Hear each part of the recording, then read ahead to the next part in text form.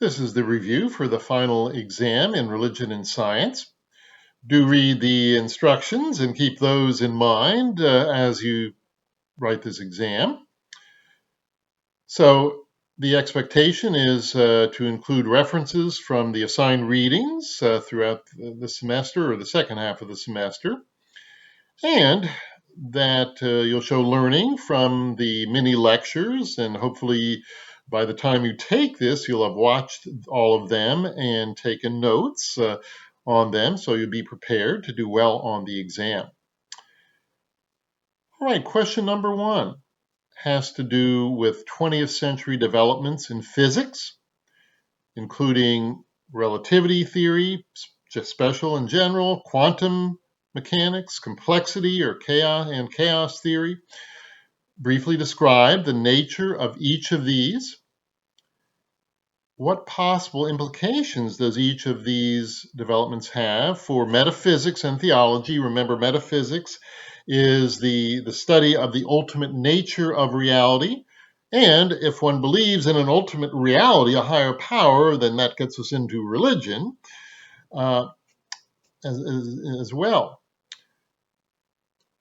The question asks you to include references to Barber's Chapter 3 and the physics entry in the Ferngren Anthology. And a hint, you might recall that in the early modern period, right, we have this mechanistic view of the universe, but with these developments in the 20th century and also some earlier in the 19th century, we get back to more organic or more holistic ideas of reality, the interconnectedness of things in terms of holism. The whole is made up of interrelated parts in which the sum of the whole is greater than the total, or the reality of the whole is greater than just the sum of the individual properties of the parts. All right, let's move on to number 2. Discuss developments in neuroscience and sociobiology and their implications for our understanding of human nature. Of course, understanding human nature has been a very important role or function, one of the functions or one of the concerns of religion down through the ages. Include different models for understanding the nature of human consciousness, refer to both genetics and culture in expounding upon, that is, developing, explaining sociobiology. And I do have a lecture, right, a mini lecture and an addendum on that, if I recall correctly.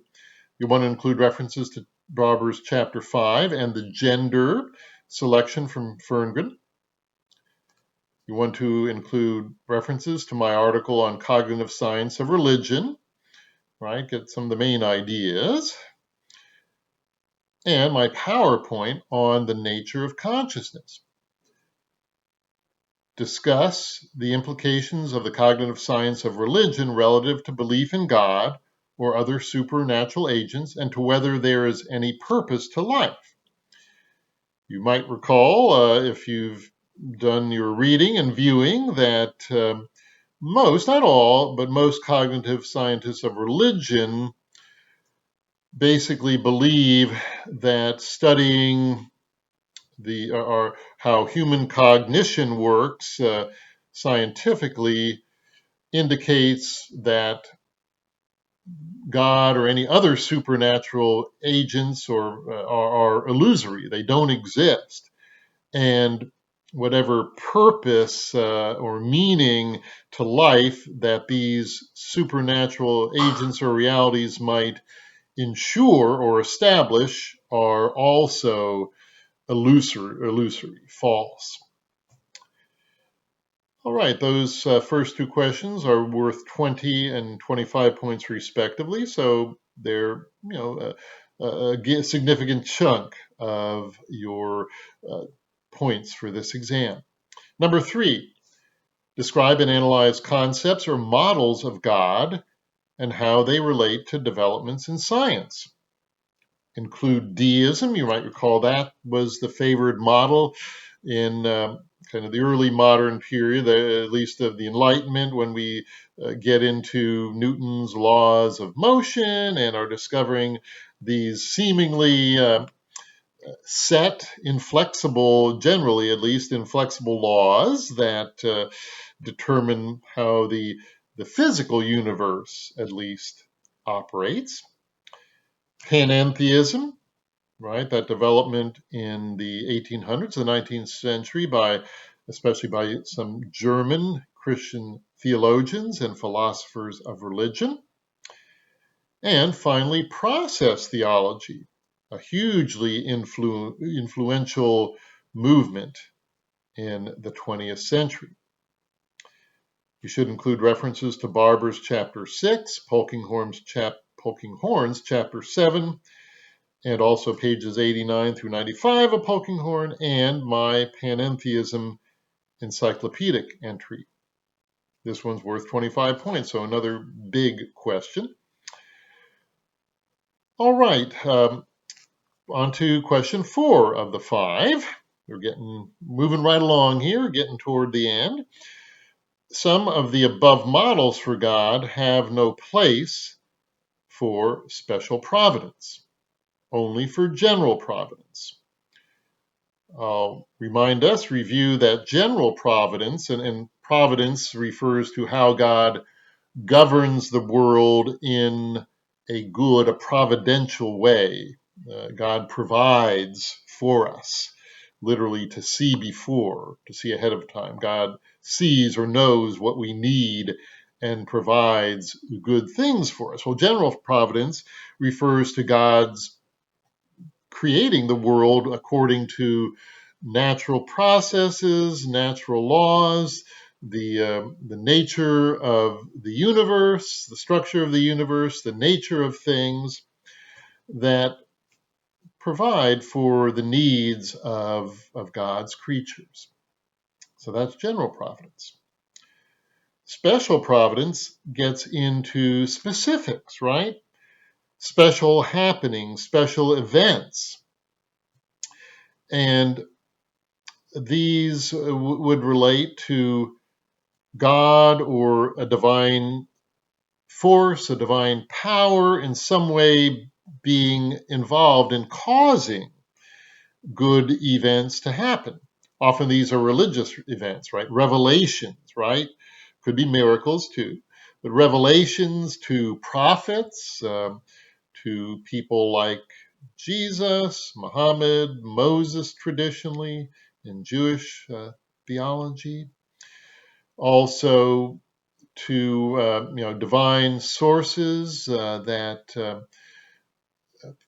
wise people like the Hindu sages, the wise people of Hinduism, the Buddha, divine realities that they experience in some way, that they understand, insights they get from the divine reality and pass it on. So all of these, in one way or the other, could relate to what we call special providence. Of course, it's especially used in relation to Christian theology, but also to Jewish and Islamic theology, where you have a personal God who knowingly, right, intentionally may, if you believe in special providence, may provide for particular things to happen, right, to cause or at least encourage particular things to happen. So, process theology, as well as an interesting theory regarding quantum events, attempts to find a way to delineate, to precisely lay out particular macro events, larger events that we can understand and be influenced by as acts of God. In addition, both Peacock and Polkinghorne affirm top-down causation by God, summarize how these latter two thinkers, that is Peacock and Polkinghorne, conceive of how God supposedly causes some particular events. Finally, evaluate all four theories, the process idea with initial aim, the quantum determining God model, and Polkinghorne's top-down and Peacock's top-down theories of special providence, including both strengths as well as potential weaknesses or problems in each of these four. Again, another one worth a good chunk of points, 20 points. All right, last and least as far as points go, although this can certainly determine whether your final grade is an A or a B or a C or a D, so it's not to say that it's unimportant. So in this one, you are invited to write about anything else of significance that you learned in the second half of the course that you didn't include in your answers to the first four questions. And it might, I don't know if I corrected, it might say above 5 questions, but it should say 4. I think it might say 4 in the final version that's on Canvas, I hope. But anyway, you do need, one of the things you do need to address on this is the kind of the relationship or the understandings of and the relationship between the anthropic principle, right, and theories of multiverses.